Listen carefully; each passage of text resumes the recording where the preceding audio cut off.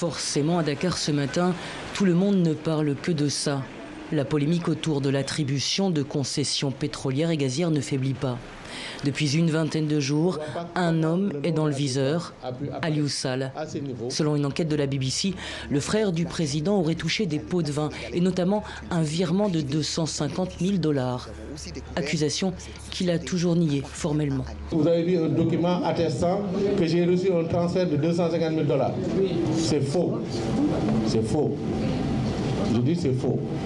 Et je mets au défi qui que ce soit de prouver que Agritrans a reçu 250 000 $ de la part de Timis Corporation. Le problème, c'est que ce mercredi, sur notre antenne, El Hadj Hamidou Kassé, ministre et conseiller du chef de l'État, a bel et bien confirmé l'existence de ce virement sur le compte d'Agritrans, société appartenant à Aliou Sall. D'après les informations que j'ai, cette somme a été virée dans une société Agritrans de Michel Sall pour le paiement d'une mission de consultation dans le secteur agricole. Alors, il est vrai qu'El Hadj Hamidou Kassé ne précise pas l'identité de l'émetteur. Selon la BBC, cet émetteur serait Franck Timis, un homme d'affaires australo-roumain qui obtient les dites concessions de gaz et de pétrole en 2012.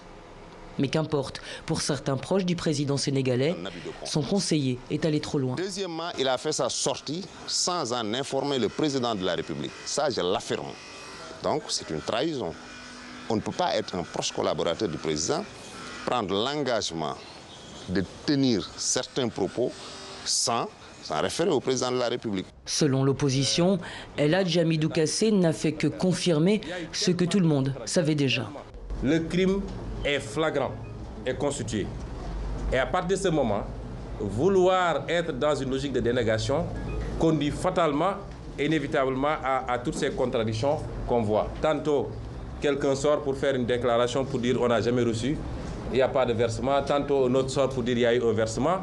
Et après, c'est entre eux d'ailleurs maintenant que ça tire dans tous les sens. La société civile, dont le mouvement Y en a marre, a appelé à un rassemblement ce vendredi pour réclamer toute la vérité dans cette sombre affaire. La semaine dernière, leur manifestation avait été interdite par les autorités.